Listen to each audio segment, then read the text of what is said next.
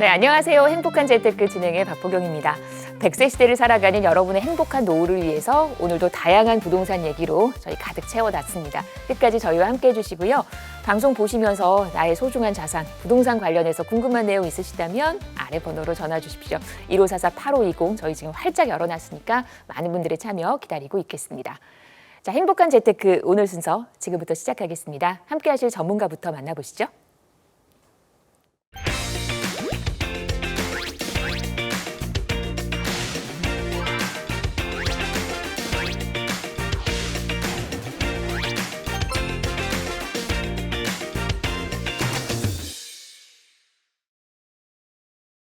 네, 저희 오늘은요 이동주 전문가와 이 시간 함께하겠습니다. 어서 오십시오. 네, 안녕하세요. 반갑습니다. 네. 본격적인 대선 레이스가 시작되면서 부동산 정책의 향방에 대해서도 여러분들이 굉장히 궁금하실 겁니다.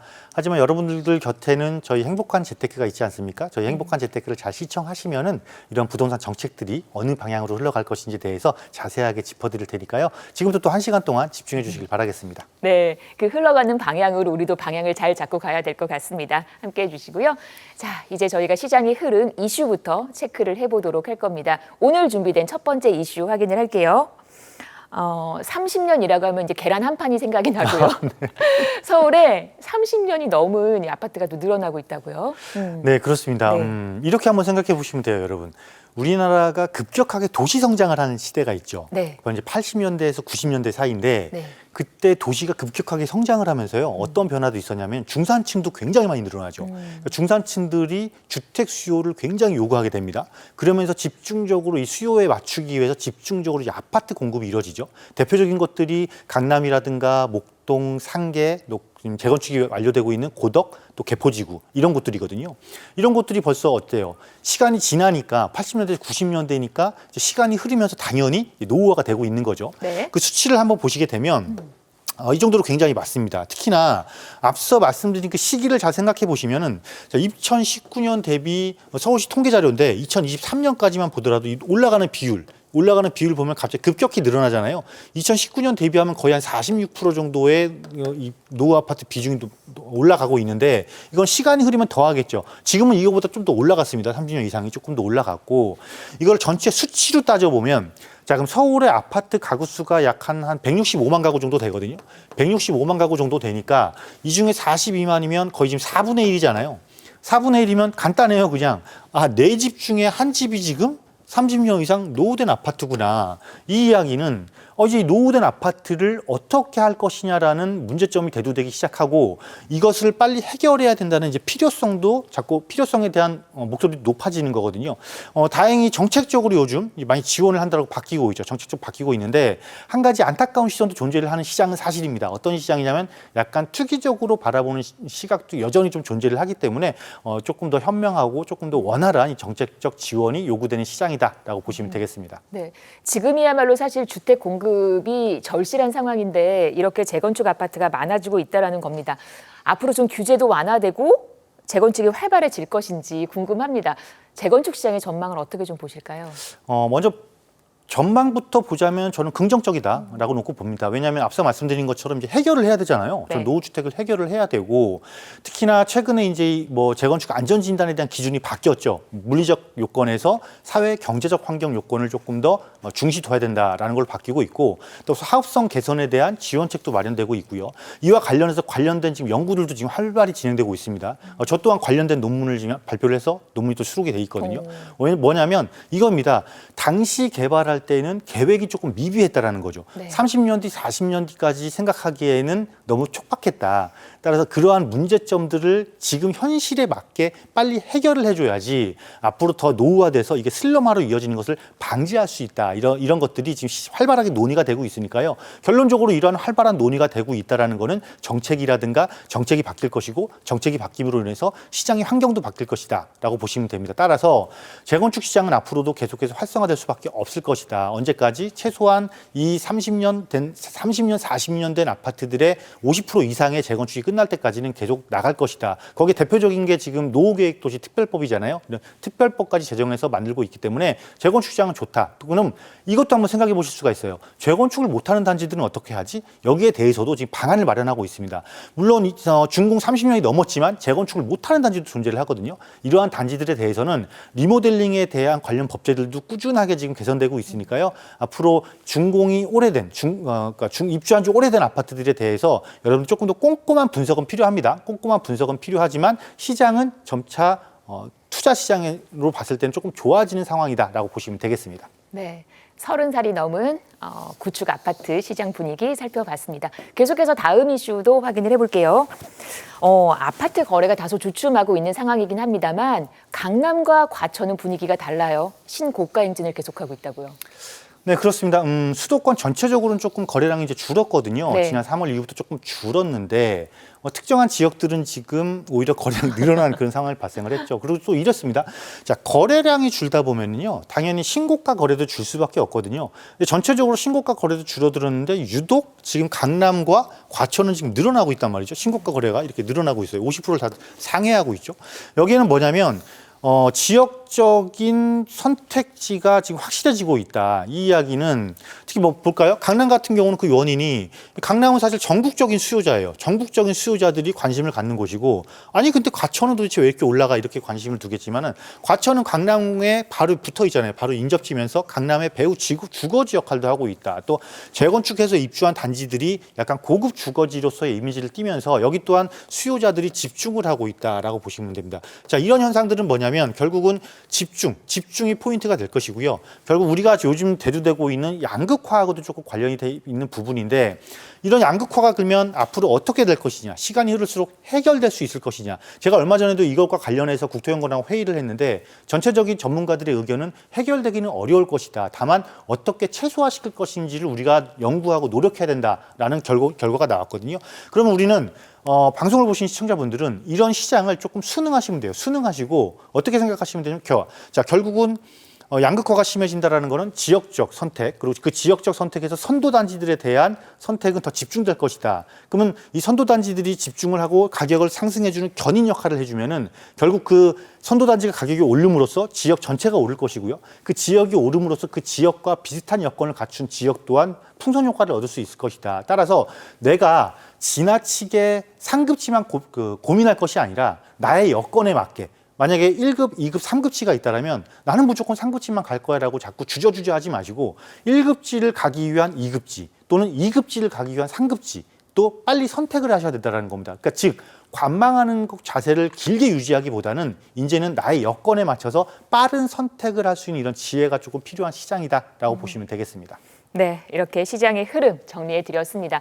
방송에서 언급된 부동산 관련 설명은 전문가 개인의 의견입니다. 투자하실 때는 나의 성향을 잘 파악하시고 투자에 대한 판단은 본인의 몫이라는 점 기억하시기를 바랍니다.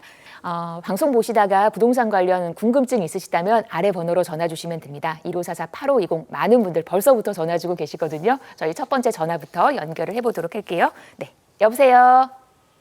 여보세요? 네, 안녕하세요.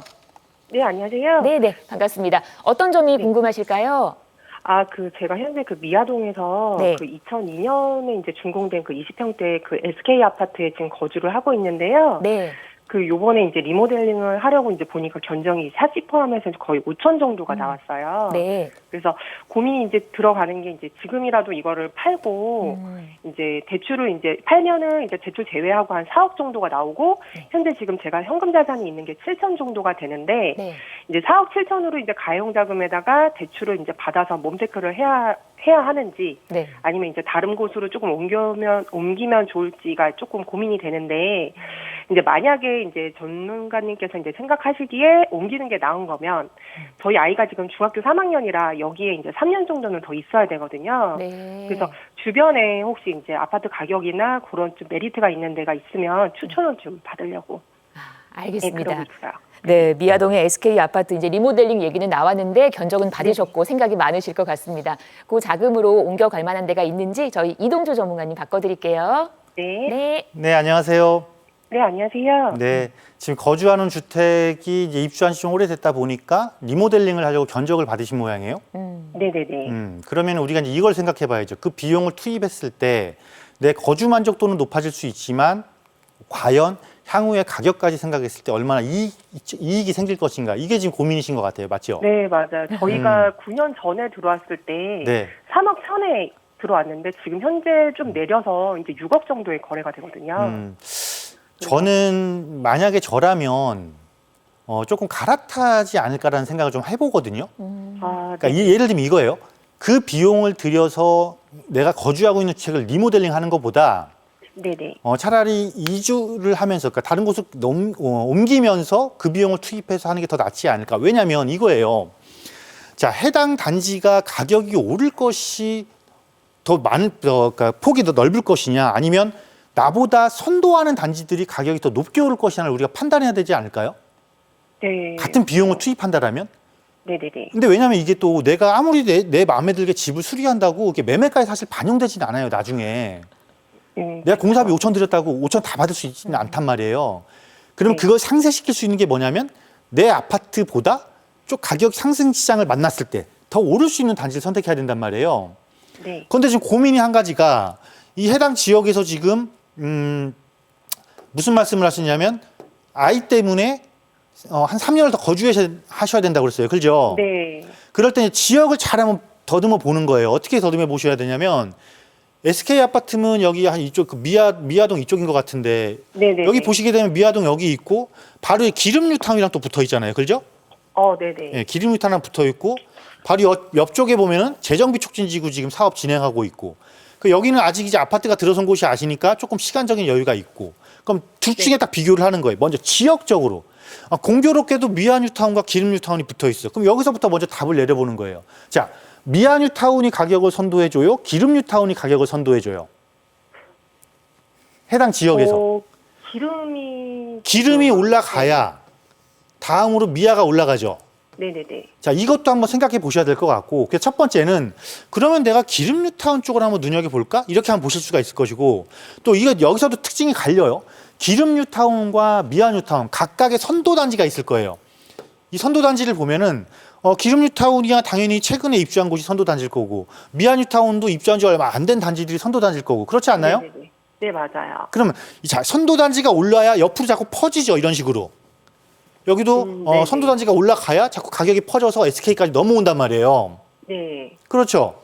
그러면 내가 가용 가능한 자금에서 최대한 선도단지로 붙어보는 거예요. 최대한 선도단지로 붙어서 나가고 여기 새 아파트까지 못 갈 경우에는 그럼 이 마지막 선택한 미아뉴타운의 가격과 기름뉴타운의 가격을 비교해서 얼마나 차이가 안 난다라면 바로 그리 갈아타는 이런 전략이 필요하다라는 거죠. 그러면은 저희가 지금 기존에 담보대출이 한 2억 정도가 있거든요. 네네. 그럼 갈아타게 되면은 사실상 이제 담보대출 한 4억 이상은 받아야 될 것 같기는 한데. 네. 갈아타면서 받는 대출이니까 나의 네. 자산을 확장시키기 위한 방법인 거잖아요. 네네. 자, 내 집을 마련을 하건 투자를 하건 부동산이 가장 좋은 부동산을 좋은 상품이라고 하는 이유 중에 하나가 이 지렛대 원리가 가장 잘 작용하기 때문에 그래요. 네. 그러니까 레버리지 효과를 극대화시켜야 된다라는 거죠. 네네.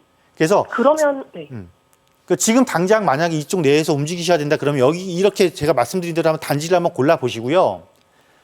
저는 사실은 제 욕심에는 지역을 아예 옮기시는 것도 나쁘지가 않거든요. 저도 그 생각은 했는데. 예, 뭐냐면 그렇게 되면 이제 그거는. 두 가지 전략을 선택하는 거예요. 그러면 자, 내가 대출을 얻어서 원리금 균등 상환을 하는 비용하고 뭐하고 비교하셔야 되냐면 원리금 균등 상환하는 비용하고 네. 예를 들면 내가 임대로 거주하고 투자로 투자용 주택을 구입했을 때하고 들어가는 비용을 한번 비교해 보셔야 될 것 같아요. 이거를. 네네. 이걸 비교를 해봐서 큰 무리 차이가 없다라면 저 같으면 아이 때문에 여기서 거주를 해야 되니까 너무 이 지역 내에서 무리해서 갈아타는 것보다는 이 지역 내에서는 그냥 임대 시장이 한 3년 정도 머물고 투자는 어디로 갈아타냐. 만약에 이 지역 내에서 내 가용 작은 범위 내에서 움직여야 되니까. 그죠? 네. 그러면 주택의 가격이 더 높게 뛸 수 있는 곳. 대표적인 곳이 여기 있잖아요. 예를 들면 딱 보게 되면 가장 눈에 띄는 곳이 광운대 역세권이네요. 네, 맞아요. 광운대 역세권. 여기 누가 봐도 지금 다 아는 곳이잖아요. 그죠? 네네. 그리고 차선책으로 선택해 볼 수 있는 게 창동 역세권. 여기. 자, 광운대 역세권을 1순위로 보시고 창동 역세권의 아래쪽에 보면 주공단지들 재건축 가능한 단지들 있죠? 네네. 여기를 2순위로 보시고. 근데 제가 그러면 여기 아니 노원역이 더 좋잖아 이렇게 생각할 수도 있는데 당장 네. 여기는 이제 두 가지 호재가 겹쳐 있죠. GTX C노선하고 역세권 개발하고 재건축. 세 가지네요. 그죠? 교통 호재에. 그죠? 네. 재건축에. 얼마나 좋습니까? 여기 지금 현재 역세권에. 그죠? 그래서 저는 이렇게 한번 고민해 보시는 게 실제 자산을 규모를 확대시키는 데는 확장시키는 데는 더 좋지 않을까 이런 생각을 조심스럽게 해보거든요. 아, 그러면은 선생님 저희 SK 단지 근처에 뭐 두산이나 레미안이나 이쪽으로는 옮길 생각 없이 만일에 옮기게 되면 광운대라던가 노원이나 그쪽으로 움직이는 게 낫다라는 말씀이시죠? 그렇죠. 매매는 아, 네네네. 그게 훨씬 더 유리하세요. 아, 그럼 그리고 내가 알겠- 거주해야 되는 지역은 한 3년만 있으면 되잖아요. 네. 이렇게 한번 생각해 보는 거예요. 이거를 살려고 그랬더니 내 보유 자금이 부족해. 그러면 그 지역에서 3년 동안 월세를 살아도 나쁘지 않을 것 같거든요. 아, 3년 동안 들어가는 월세 비용하고 계산을 한번 해보는 거예요. 그렇게 하면 답이 좀 빨리 나오지 않을까요? 아, 네네. 저 같으면 후자를 선택하겠어요. 알겠습니다. 아시겠죠? 네네. 감사합니다. 네. 네, 전화 주셔서 반가웠습니다. 앞으로 이제 고등학교까지 3년 정도는 이 일대에서 임대로 머무르시고 투자는 또 다른 쪽에서 하시는 게 좋겠다라는 포트폴리오를 제시해 주셨습니다. 하지만 또 나의 성향에 맞게 잘 판단을 하시기를 바랍니다.